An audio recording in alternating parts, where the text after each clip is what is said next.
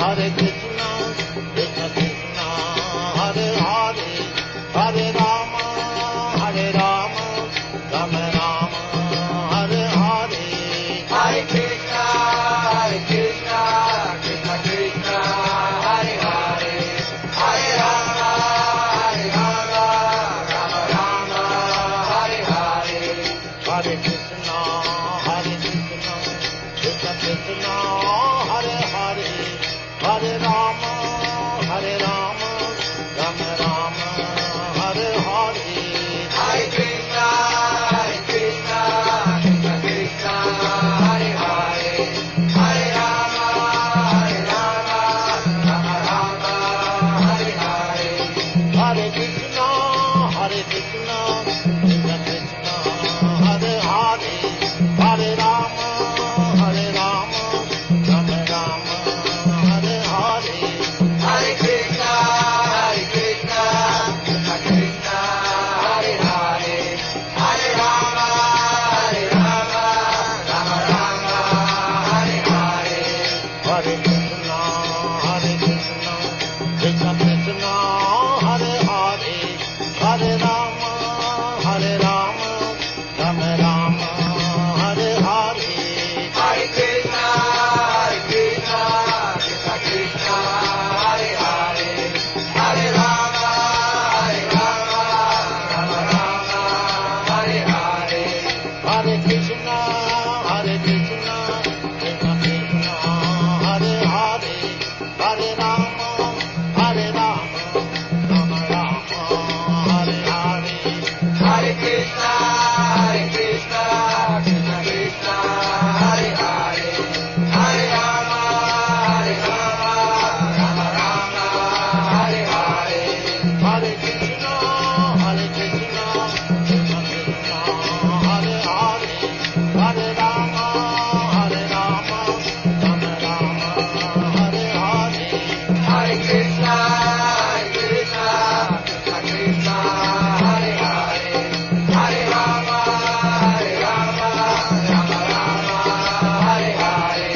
Hare Krishna, Krishna Krishna, Hare Hare, Hare Rama, Rama Rama, Hare Hare. Hare Krishna, Krishna Krishna, Hare Hare, Hare Rama, Rama Rama, Hare Hare.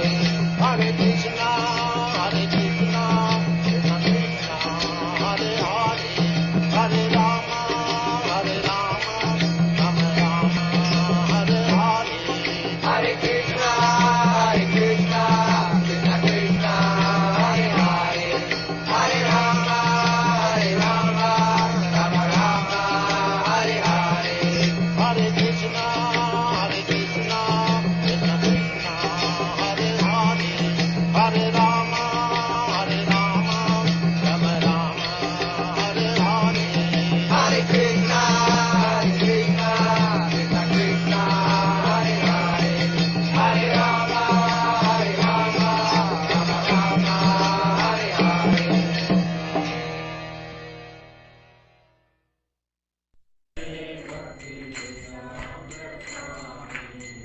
He's having some issues with Zoom, so he's not.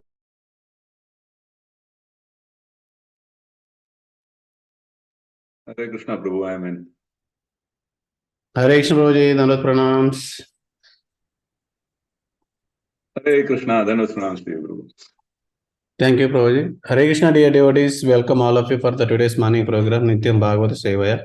And today we are very fortunate to have His Grace Prasannatma Balaram Prabhu, and he will summarize the chapter of Srimad Bhagavatam, 5th canto, 4th chapter, titled The Characteristics of the Rishabhadev, the Supreme Personality of Godhead. Over to you, Prabhuji. Hare Krishna.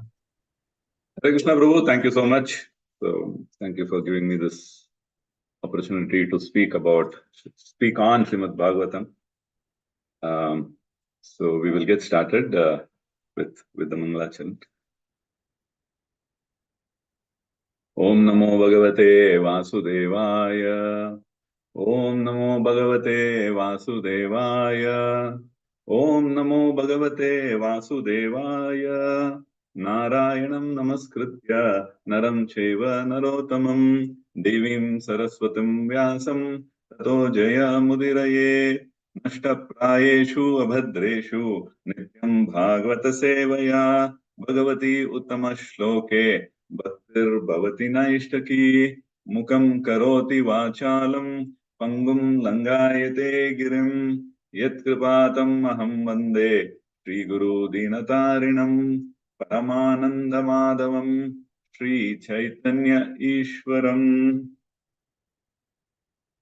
Hare Krishna. I hope my audio is okay. You all are able to hear. Yes, Prabhuji. Yeah, thank you, Prabhu.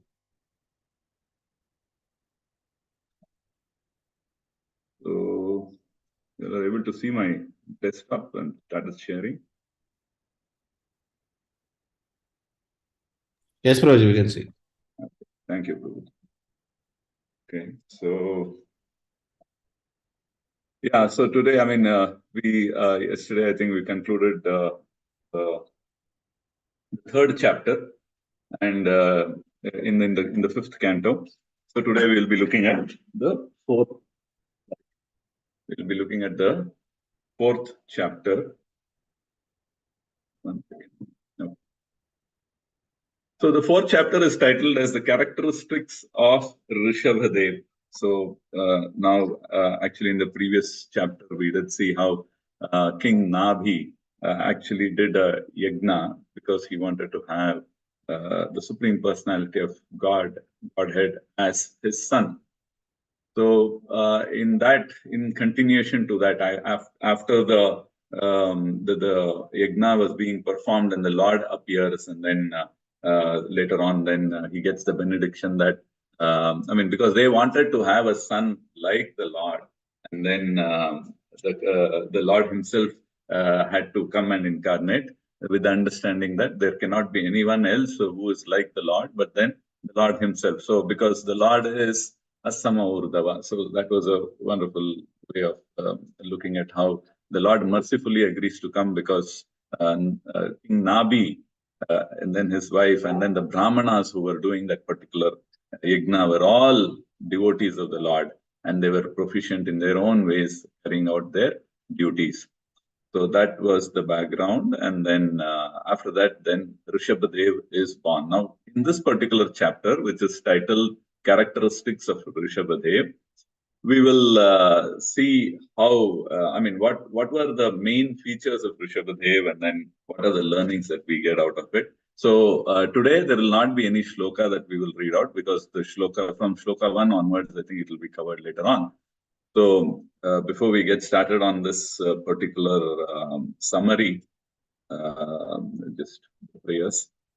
Om Ajnanatimirandasya Jnananjana Shalakaya Chakshurunmilitam Yena Tasmai Shri Gurave Namaha Shri Chaitanya Manobishtam Stapitam Yena Bhutale Swayam Rupakada Mahyam Dadati Swapadantikam Vandeham Shri Guru Shri Uttapada Kamalam Shri Gurum Vaishnavamscha Shri Rupam Sagrajatam Sahagana Raghunathanvitam Tam Sajivam Sadvaitam Savadutam Parijana Sahitam Krishna Chaitanya Devam Shri Radha Krishna Padan Sahagana Lalita Shri Vishakhanvitamscha He Krishna Karuna Sindhu Dinabandhu Jagatpate Gopesha Gopika Kanta Radha Kanta Namostute Kanchana Gaurangi Radhe Vrindavaneshwari Vrishabhanu Sute Devi Pranamami Hari Priye Vancha Kalpatrubhyascha Kripa Sindhubhya Evacha Patitana Pavanebhyo Vaishnavibhyo Namo Namaha Namo Vishnupadaya Krishna Prestaya Bhutale Srimati Bhakti Vedanta Swami Niti Namine Namaste Saraswate Deve Gauravani Pracharine Nirvishesha Shunyavadi Paschayata Deshatarine Jai Shri Krishna Chaitanya Prabhu Nityananda Shri Advaita Gadadhara Srivas Adi Gauravakta Vrinda Hare Krishna Krishna Krishna Hare Hare Hare Rama Rama Rama Hare Hare. So Hare Krishna once again to all the devotees.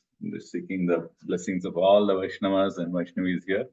So kindly bless me so that I'll be able to do some justice to this wonderful personality that we are going to discuss today. And I'm doing this as a service to my Guru Maharaj, to the Guru Parampara, and for the pleasure of the Lordships and for my own purification and learning. Hare Krishna. So the characteristics of Rishadev, the Supreme Personality of Godhead. So we know that the Lord has decided, or he has benedicted Nabi, saying that he will incarnate, or he himself will come as their son. So in this chapter, Rishabhadev, the son of Maharaj Nabi, he actually begot 100 sons. And during the reign of those sons, the world was very happy in all respects. So when Rishabhadev appeared as the son of Maharaja Nabi, he was appreciated by the people as the most exalted and beautiful personality of that age. So his poise, then influence, strength, enthusiasm, bodily lustre, and other transcendental qualities were beyond compare. In fact, when we look at the initial shlokas in this particular chapter, there is a very nice description of the various features of the Lord. It begins with the markings on the foot of the Lord, or of Rishabhadev, who was born to Nabi. So he carries those markings, which are the markings which indicate that it is the Supreme Lord. So in this way, of course, I will not go into the details of all of this because subsequently it will anyway get covered. But let us understand that the personality was such that he was beyond compare. That's the word that is being used here.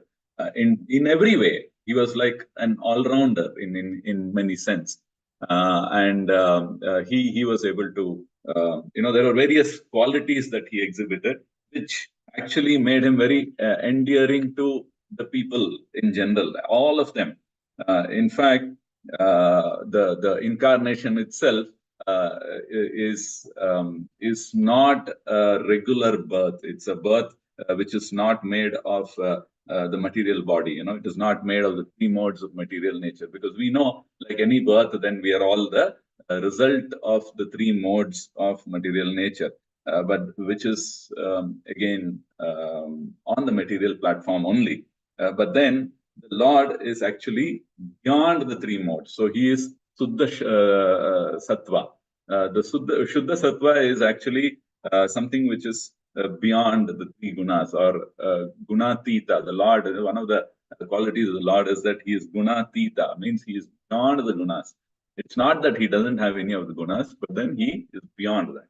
And then he actually, what is Shuddha Sattva? Shuddha Sattva is actually that which is Sattva Gun, which is not contaminated by material hinges or longings or cravings. So that becomes Shuddha Sattva. So in fact, it is said, Sattvam Vishuddham Vasudheva Shabditham. So that is in the Srimad Bhagavatam, where it says that the platform where Vasudeva can be experienced is this platform of Shuddha Sattva. And the Shuddha Sattva platform is something which is not having any tinge or any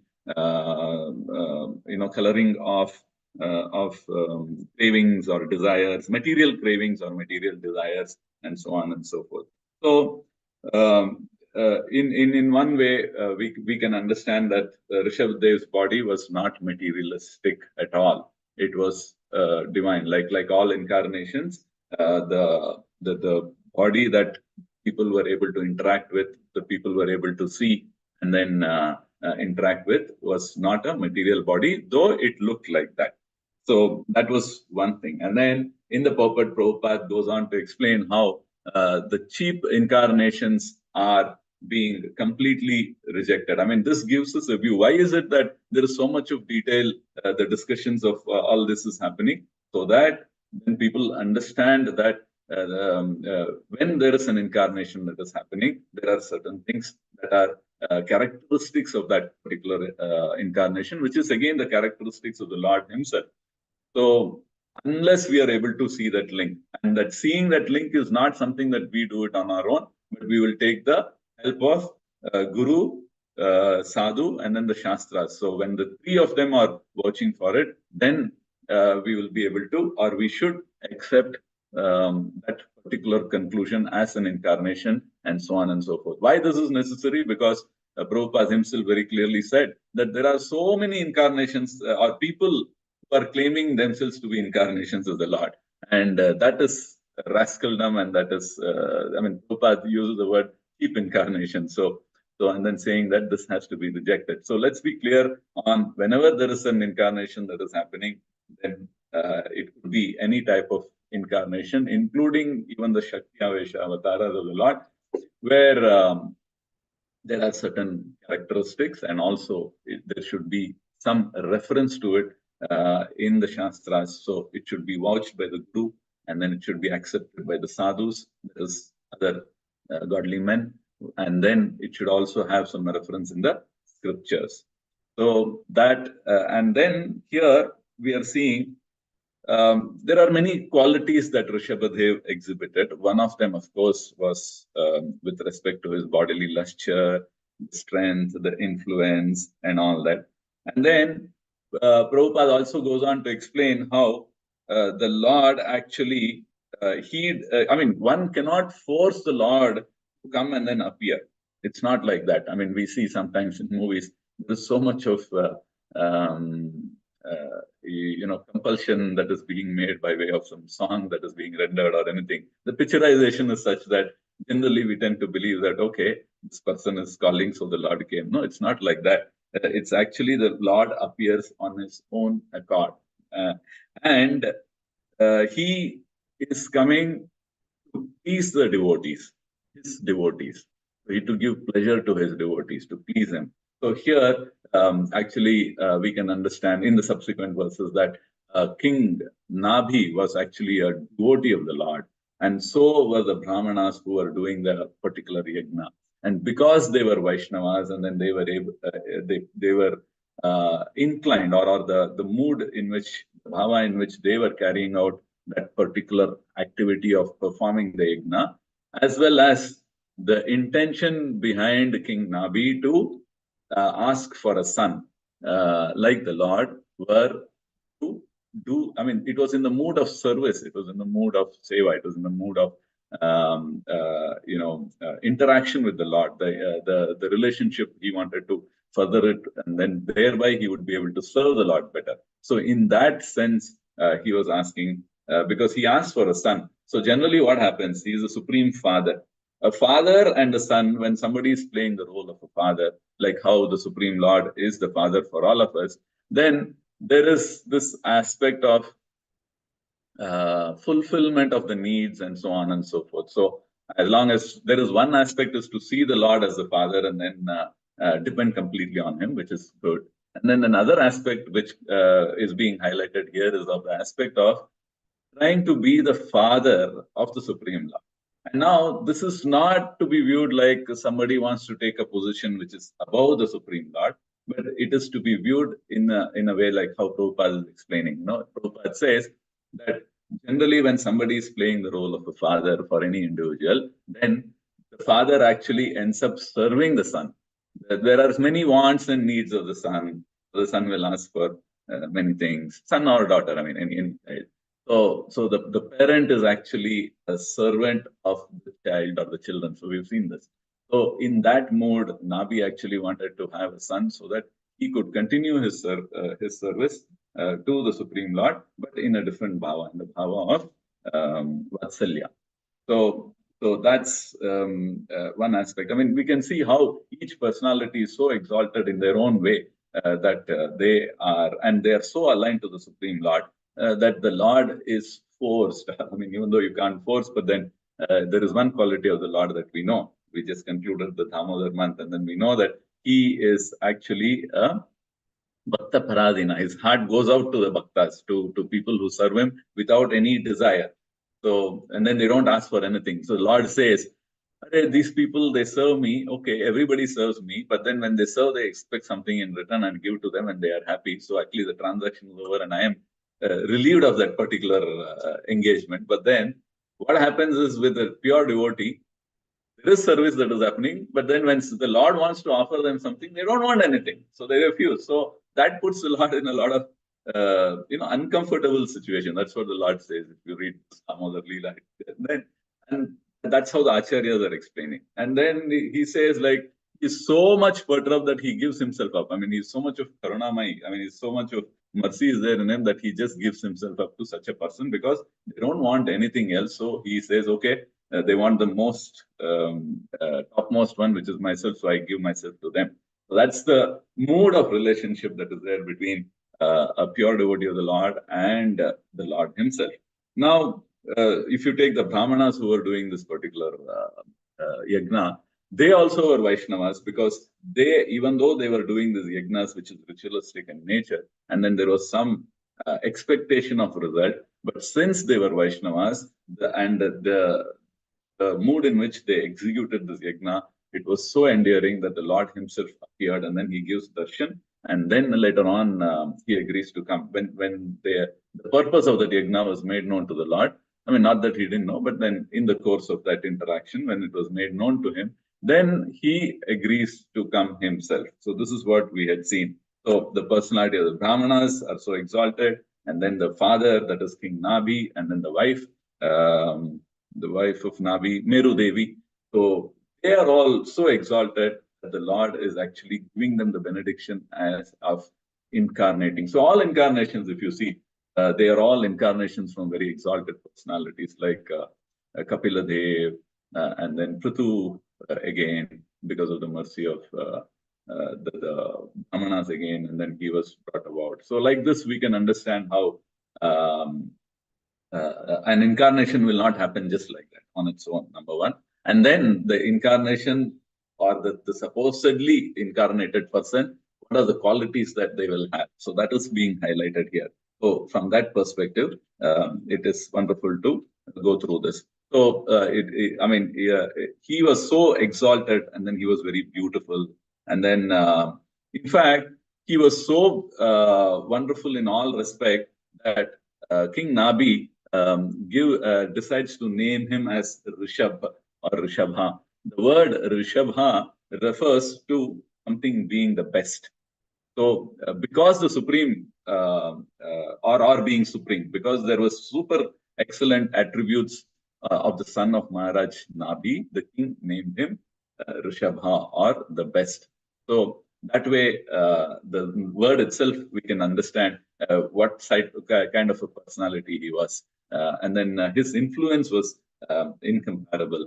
Although, I mean, there's one incident where what happens is like there was scarcity of rain during his reign, as in there was no water being showered, and during his period. And then actually, we know that the rain department or the person who's in charge of rains is Indra. So even in the Krishna Leela also, we have seen how Indradev was not very happy, and then he sends forth torrents of rain, and then the Govardhan Leela happens. So in this way, Rishabdev also, he was not very much perturbed by that. He did not care for what work Indra should have done, who is actually in charge of supplying rain. So then what he does is, to his own potency, Rishabdev actually ensured that the area or the land that he was reigning, Ajanabha, which it received ample rains. So by his own potency, he was able to bring forth rain to the place where he was ruling, and then thereby he was able to alleviate the problems of the people who were under his protection. And then the next thing is that upon receiving Rishabdev, who was the supreme personality of Godhead, as his king, King Nabi began to raise him very carefully. Now we are seeing what is the interaction that King Nabi has with him. And then after he raises him carefully, then he entrusted the ruling power to him. After he grows up, then he entrusted the ruling power to Rishabdev, and then he retires from family life. So on the previous chapter, we see there's a strong desire to have a son, and then they want a son, the best son, so they want a somebody who's as good as the Lord.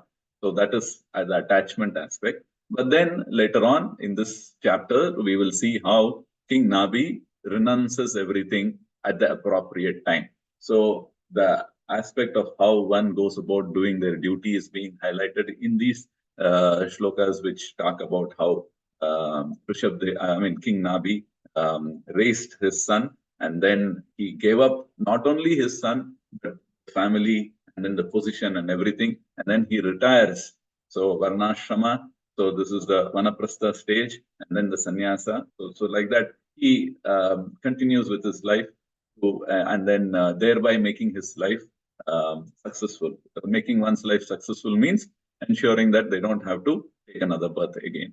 So this is the aspect that comes out very clearly in those shlokas. Now, Rishabdev, for his part, he actually follows the social customs, even though he is the Lord incarnate himself.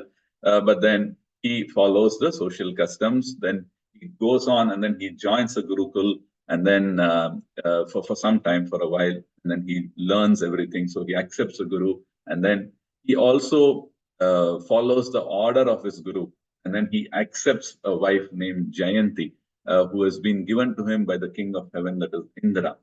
So in this way, there is complete surrender that is being exhibited by Rishabdev, even though he is the personality of Godhead, and there is no need for him to surrender. So why are they doing all this? Because they are teaching us what or how one should go about living one's life.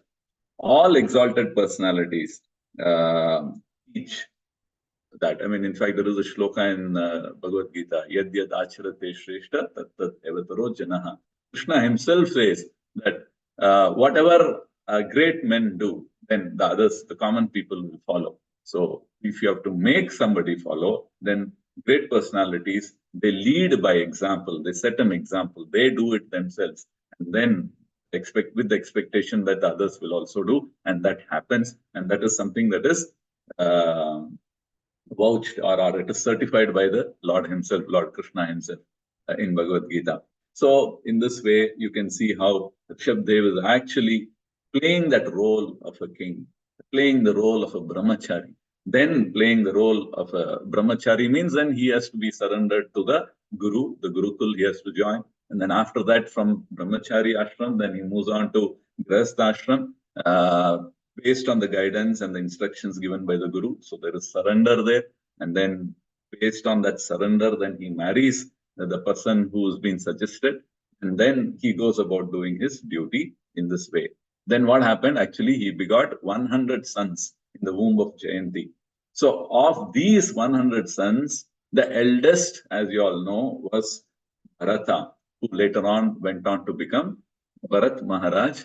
And then the story of how when his time came and he had to renounce, he goes into a forest, and then the deer incident happens, and then Jada Bharata, and then Raghugana. So like that, the whole story or the Leelas continue one after another.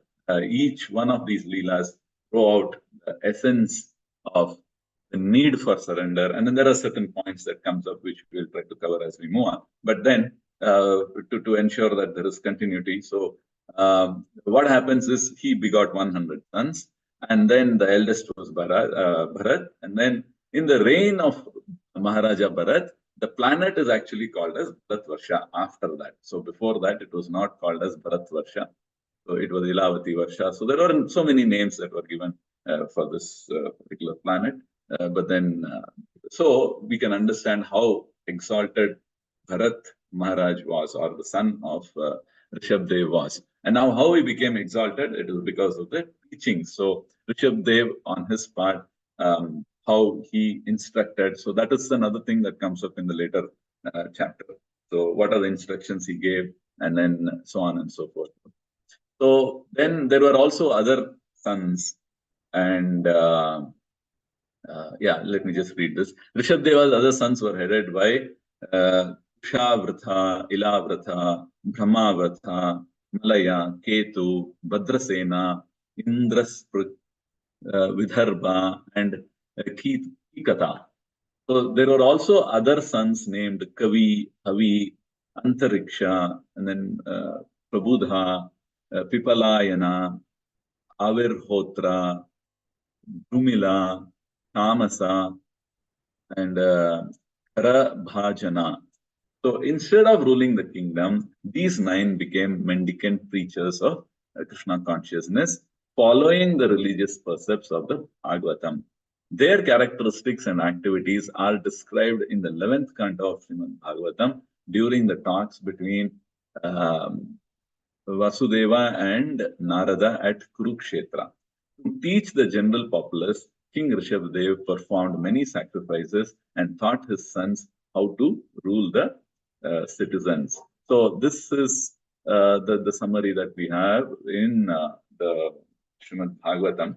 So now we saw how the bodily features of Rishabhdev, which is all so wonderful, and then we also understood how this is very important because that will help us to discriminate, or we will have the relevant viveka to discriminate against cheap incarnations, reject them, and not get confused or not go about accepting everybody as an incarnation of the Lord, because that becomes an aparad.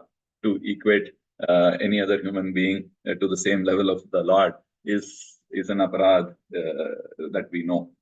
Okay. And then another aspect that is coming out is the way these people ruled. Of course, they ruled to set an example, and then they also ruled as per the rules and regulations that were laid out. What are the rules and regulations that are there is in the Shastras, that are there in the Vedas, that is there, the aspect of Varnashrama, and then the duties of each of the Varnas and each of the Ashramas, and then how they went about ensuring that the people were following their respective Varna and then the Ashramas. And see, there are 2 aspects. One is they themselves followed, and then they also ensured that the others followed. So not all learning is going to happen by just seeing and then you see somebody and then you want to follow. So that's a very high level of intelligence of that particular individual who's deciding to follow like that. All of them are not like that. So there are many who don't take to it. So they will have to be forced. So that is why you have the Kshatriyas who are ruling, and then they rule with a firm hand. And then in a way that they each of those individuals or each of the citizens, they progress in their spiritual path. So this whole arrangement of Varnashrama was such that they were everyone who was part of that Varnashrama society was progressing, irrespective of what or where they were at that particular moment. So maybe some of them, by way of their gunas, were Shudras in their mentality, or some of them were Vaishyas, or some of them were Brahmanas, some of them were Kshatriyas. But all the 4 of them, we should understand, are actually having a next birth. There are these repetitions of birth and death, and the problems of old age and diseases have not left them. They're all part of it. So now the duty of the king is to ensure that they progress in a way that they move towards not only the 3 aspects of tamas, rajo, and then sattva, but then move beyond that. So they move to Shuddha Sattva stage. Shuddha Sattva stage is the stage of a Vaishnava devotee, because we understand how Vaishnavas are Samadharshi, and then they are all like, what do you call, they are equipoised to everyone, and then they don't have any material desires. So if you look at there are around the symptoms of a pure devotee. So there are around of a Jivan Mukt person who there are around 8 or 9 of these symptoms. So if you read those, then we can understand what are the characteristic of a Jivan Mukt person. So, and then what is the characteristic of a materialistically inclined person? The materially inclined person will have the aspect of either Sattvagun, Rajogun, or Tamogun, or any of them, or a combination of them. Some of them would be more, some of it would be less, but then they are somehow within this. And then the Jivan Mukt person, there are these 8 aspects which will come up. I mean, I don't want to cover that now because that comes up in the subsequent shlokas. So thereby we can understand how we need to differentiate these 2, or how we need to discriminate between the 2, and then accept the ones which are favorable, and then reject the ones which are not, and then start moving towards making our lives successful. So another important aspect that we see is, we saw that he had 100 sons. Out of those 100 sons, 81 of them became Brahmanas later on by the teachings of Rishabhadeva. So here again, another aspect comes in. Not all the 100 had to become Kshatriyas, even though they were born of a Kshatriya lineage. But then they went on to become Brahmanas. So from this we can understand there existed a system which allowed a person to practice his dharma based on the guna that he or she is exhibiting. So like a Kshatriya could become a Brahmana could become a Kshatriya if he has those particular qualities. And this is actually bringing us to the aspect of Devi Varnashrama. So we know Varnashrama the way it is, we understand. I mean, especially if you look at the modern day, I mean, or the world in the last few decades, in the last few centuries, we have seen the not so pleasant aspect or the worst side of Varnashrama Dharma. So just to differentiate that, there is something called as Devi Varnashrama. So now what is this Devi Varnashrama? Devi Varnashrama is also a Varnashrama system. It also has the 4 Varnas and the 4 Ashramas. But then the only factor that differentiate this Devi Varnashrama from a regular Varnashrama that we see right now today is that the Devi Varnashrama is not based on birth. So it is not the birth that decides whether a person is a Brahmana or a Kshatriya or anything, but then it is the guna. So that this is what actually Krishna wanted. In fact, Prabhupada goes on and then he also explains in one of his lectures about what is Varnashrama and who was actually wanting it. I'll try to bring that up. Just give me a minute. Yes. So this is from the Vani quote, where Prabhupada is actually talking about the same 5th canto only. And then here he says that it may be astonishing to persons who are not very interested in establishing Devi Varnashrama, the transcendental system of 4 social orders and 4 spiritual orders. Srila Bhakti Siddhanta Saraswati Thakura, that is Prabhupada's guru, however, wanted to re-establish Devi Varnashrama.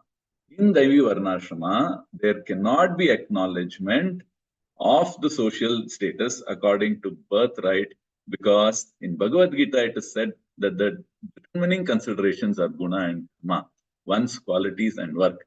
It is this Devi Varnashrama that should be established all over the world to continue a perfect society for Krishna consciousness. This is what Prabhupada is saying. This may be astonishing to foolish critics, but it is one of the functions of Krishna conscious society or ISKCON. So, in fact, if you look at the various activities that Prabhupada actually gave for ISKCON, there are 4 important ones that he gave. In that, the 4th one is this, which is re-establishment or correctly establishing the Varnashrama Dharma, or he goes on and calls it as Devi Varnashrama, just to differentiate between the Varnashrama that we know it as it exists today, with all the contamination that has happened. So just to get that, it's like something like Devi Prakriti. Prakriti we know is material, but Devi Prakriti is not material. So this word Devi is the aspect of adding Krishna to it, wherein then it gets aligned, or all the contaminations go away, and then it becomes the way it has to be, or the way it was ordained by Krishna. So this is one aspect that we can understand. And we also can understand how in the earlier days, Devi Varnashrama was what was followed. And then subsequently, then it got contaminated, and we are just calling it by the name of Varnashrama now. And the kings, all the kings, their duty was to ensure that people followed their particular Varna and their Ashrama. So that was that actually defined the success of that particular ruler. And then we have seen many instances, like Parikshit Maharaj, when he was ruling, he was also established. I mean, he was so powerful in his rule that the effect of Kali could not come in at all. So he was so righteous, and then he was ruling with such a tight control over things, so that things don't go haywire, in a way that he was ready to, even the moment he saw Kali Purusha trying to, I mean, he was killing a cow, or he was about to kill a cow, he immediately pulled out his sword and he wanted to behead that person. And then we know in that past time how there was begging for forgiveness, there was surrender, and immediately he relented and he allowed him to stay, and so on and so forth. So like this, we can understand the mood of the Kshatriyas and how they all were aligned to the Supreme Personality of Godhead. Their alignment was in terms of carrying out the instructions of the Lord and making sure that others also follow. Not only they doing it themselves, but ensuring that others are following. That was Kshatriya Dharma. Even in the case of the Pandavas, they wanted to do their Kshatriya Dharma and they were without a kingdom. So in fact, they go to the extent of saying that at least give us 5 villages. That is what Krishna says to Duryodhana, giving him a last chance. He says, give them 5 villages so that the 5 Pandavas, each one will rule those 5 villages and thereby allow them to follow the Kshatriya Dharma that they are supposed to follow. But Duryodhana does not agree. He says, I will not give an inch, not inch. What does he say? The land that is occupied by the tip of the needle. Not even that I will give. And that is when it became very obvious that there is going to be war or Duryodhana has to be finished. In fact, Krishna says, if he had agreed, then maybe Krishna being all merciful, things would have taken a different turn. But anyway, since that did not happen. So here, the underlying factor is that as Duryodhana as a king who was responsible for all his subjects, including the Pandavas, he actually did not allow them to practice their dharma by relenting, by agreeing to the suggestion given by Krishna, and then at least give the 5 villages. Even when that did not happen, then it sealed his fate, so to speak. And then he lost his right to be a ruler. And then and that's how then the war happened. So like this, we can understand the importance that is given for Varnashrama, and for the king. The primary duty of the king is that he needs to follow it.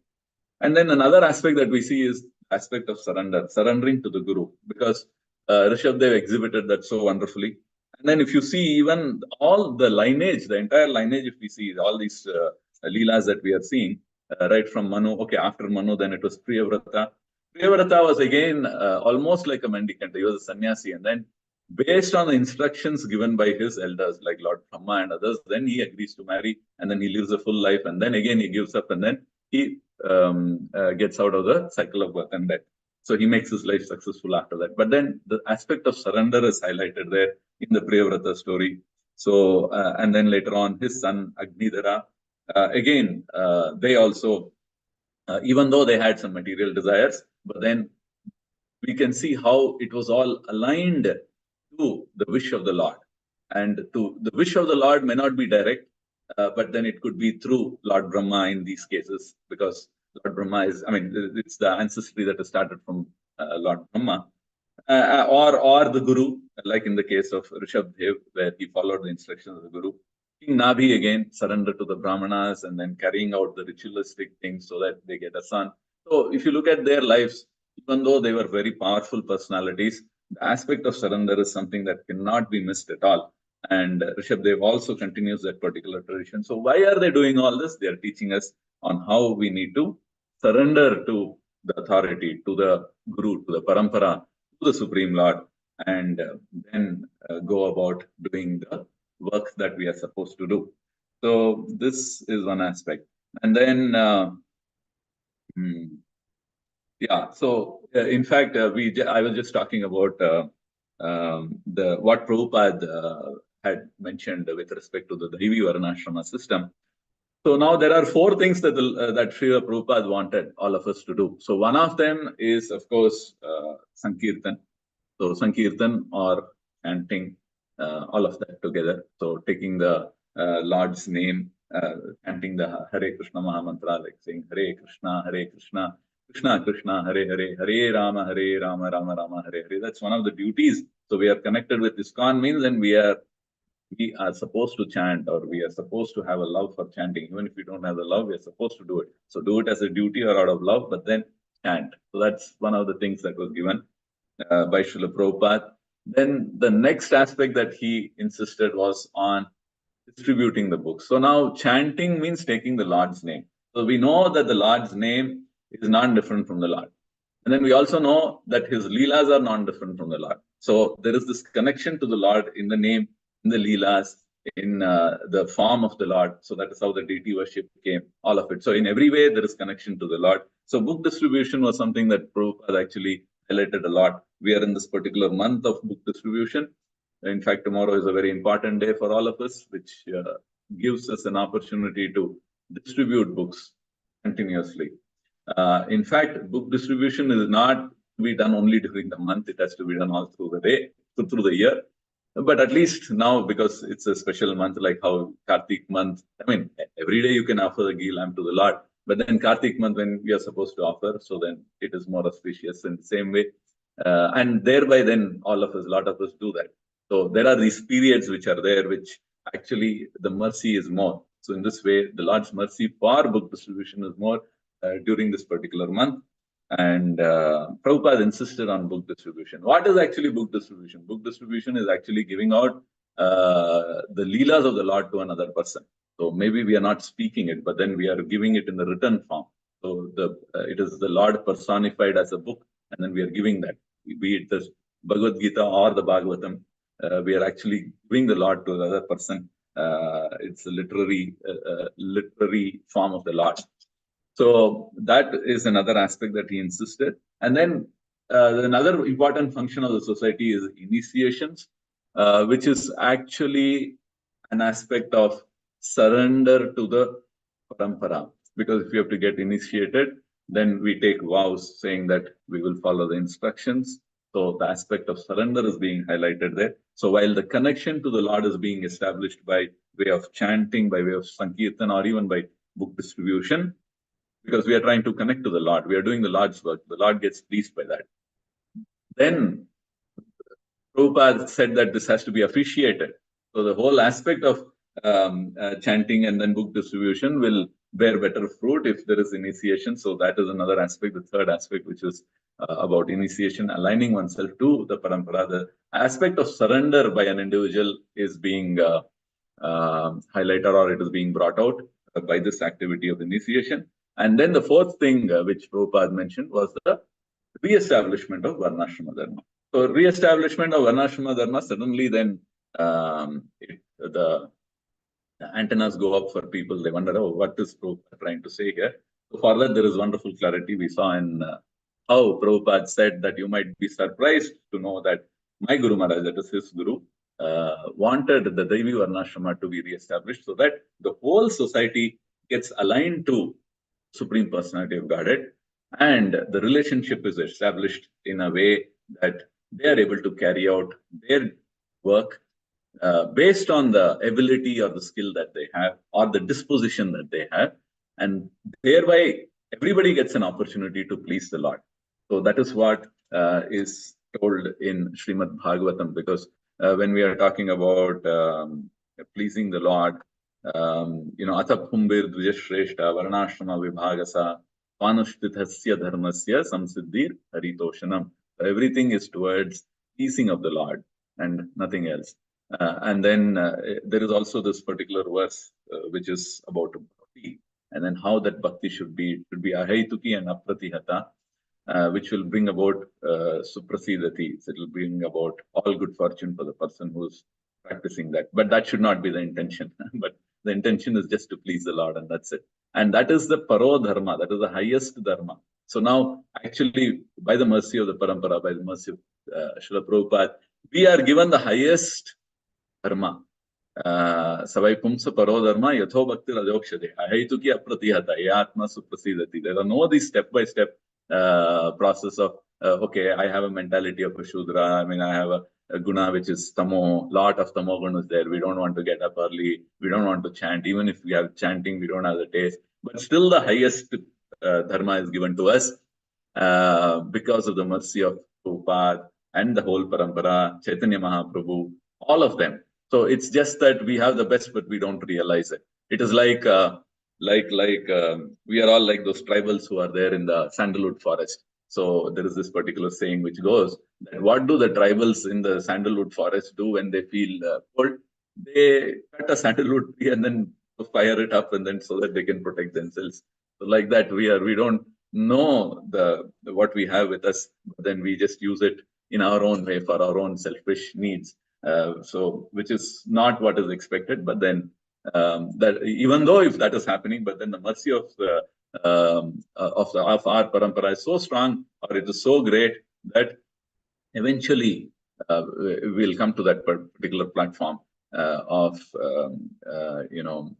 accepting or understanding what is parodharma, and then what is bhakti, actual bhakti, what is the haituki, what is apratihata, what is varnashrama, what is devi varnashrama, without being judgmental, without concluding so quickly, and then take the learnings of such great personalities as Rishabdev and all of them, and also understanding it in the way the Prabhupada wanted us to understand, or how the parampara wanted us to understand, and then make our life successful. So there is a lot of nectar coming up in these subsequent verses, which will be spoken in detail. I just try to cover at a very high level some aspects, which will align us better to hear more. So on that note, I will end here. If there are any comments or questions anybody has, then please go ahead. But then just to conclude, the things that we covered today was in terms of incarnations, trying to identify what is a cheap incarnation and then reject it, and then how we take the help of Guru, Sadhu, and Shastra, and then not give in to anything that might mislead. And then we also saw Varnashrama Dharma, and then how the earlier days it was enforced, it was followed by themselves, and then it was also enforced. So all of them were acharyas in their own way. And then the aspect of renunciation, it's following again, giving up everything, even though they wanted everything, even though they had everything, when the time came, so they gave up. So we will have to pray for the strength and the intelligence so that we also are able to, not copy, but at least follow and then move towards the direction of renunciation, and then intensify the connection to the Lord, and then serve more, chant more, distribute more, or give more time for spiritual activities, or activities connected. What are spiritual activities? All activities, not just reading the books, or it is not limited to reading of the books or hearing the lectures or chanting, but it is also extended to material manifestations which are there, like the temple, and then the administration of the temple, activities in the temple, celebration of anything there, how we enthusiastically, wholeheartedly participate in that. And then surrender aspect also we covered, which is following the instructions of the Guru or the Guru Parampara or the senior Vaishnavas. So we have all this. And then the temple is also helping us in many ways to get there. So there are many things we don't know, like we don't know what is aparad, what is ninda. So there is a workshop that is coming up. So there are many things. So the moment we are tuned and aligned, then the mercy flow becomes more better. Thereby, it will definitely benefit us, even though we don't have the ability. But because we are in line with the flow of mercy, then we get bathed or drenched in that, and thereby it will look like we are very qualified. So in that way, let's realize our position and also realize what is given to us, and then try to we can't even say make use of it, and try to make ourselves qualified or worthy of what we already have. So the whole aspect is that trying to make ourselves worthy of what we already have. It's not like we don't have anything. We already have everything. One is realization point, and then after realization, making ourselves worthy of it. So from that perspective, I think the life story of Rishabdev and all of those exalted personalities are wonderful. So I'll stop here. Any comments, questions, or anything that anybody wants to add, please go ahead. Thank you so much. Hare Krishna. Dandavat pranam to all of you. Thank you so much, Prabhuji, for the very nice summary of the Srimad Bhagavatam 5.4, and you have covered many other aspects, like importance of like 4 things that you talked about, like Sankirtan and distributing books, then initiation, like surrender to the parampara, and then re-establishment of Varnashram Dharma. In between, you talked about like Rishabdev's wonderful characteristics, and how like those are given, like you mentioned the very important point that all these descriptions are given like characteristics, how, so that is like for us to identify who is a proper Supreme Personality of Godhead, who is not, who is a bogus Guru's guy.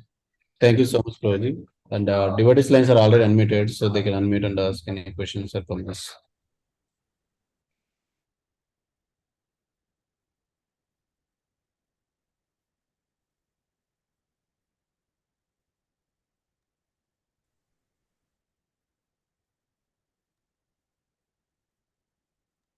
Hare Krishna, Prabhu, Dandavat pranam. Hare Krishna, Prabhu. Dandavat pranam to you. Thank you for the wonderful class, Prabhu. Thank you so much. In the beginning, about Shuddha Tattva, Prabhu, you were mentioning one verse. Can you kindly repeat that verse, Prabhu? Yes, Prabhu. I'll try to repeat that. It says, Sattvam Vishuddham Vasudeva Shabditham. Sattvam Vishuddham. Sattvam Vishuddham, that is Suddha Shatva, Vasudeva Shabditham. So that is experiencing the Supreme Personality of Vasudeva is possible in the stage of Shuddha Sattva. Sattvam Vishuddham Vasudeva Shabditham. Shabditham. Prabhu, this is from Bhagavatam, Prabhu. 4.3.23. I've not referred, but I've just took it because it was mentioned here. That's all. Okay. Thank you. I've not seen that verse yet. 4.3.23. Okay. Maybe it comes in the purport or maybe it's in the shloka itself. I don't know. We can check that out. Okay, Prabhu. Wonderful, Prabhu. Thank you so much, Prabhu. Hare Krishna.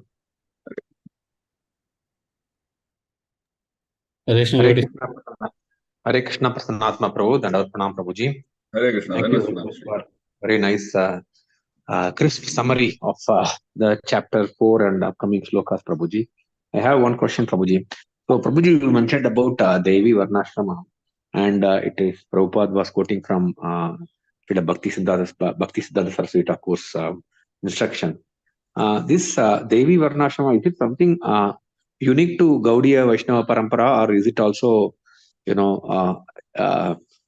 quoted in other Vaishnava Paramparas, but it is, gone away due to influence of time, Prabhuji? Because when I speak to my friends in other Sampradayas, typically they are very defensive, and just wanted to know, Prabhuji. That this is unique to our Parampara. Yeah.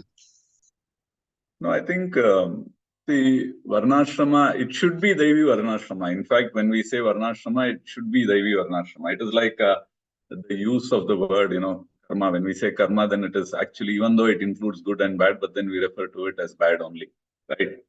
So something like that. Now it has become like that. So when we say Varnashrama, then it is almost like a word that is not so good to hear. But then, just to differentiate that from the other Varnashrama, this Devi Varnashrama is being used in a way that we are able to differentiate that. Actually, there should not be any difference, but because it has got contaminated, but then we need a word to separate the two, then we should use this word Devi Varnashrama. This is my view.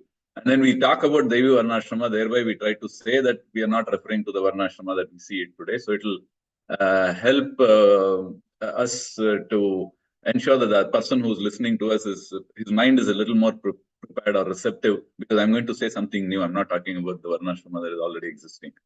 So I think this is the intelligence of Bhakti Siddhanta Saraswati Goswami Maharaj, where he spoke of the Varnashrama, and then he wanted to just to create that difference so that people will take to this later and not that one. And then once it is established, then people might still refer to it as Varnashrama only, when the old one is forgotten or the contaminated one is forgotten. So I don't know if there is any other references that are there in the scriptures, and then, or is it to be called as Devi Varnashrama only? Because that we are not very sure. Because we see, like I took the example of Devi Prakriti. So Prakriti is there and Devi Prakriti, and there's a clear differentiation that is there, though they are both opposites. One is material, the other one is spiritual. Just so that we understand. So Krishna uses that word, Devi Prakriti. So, but then Krishna doesn't use Varnashrama as Devi Varnashrama, it doesn't use that. So, I mean, I'm not very sure.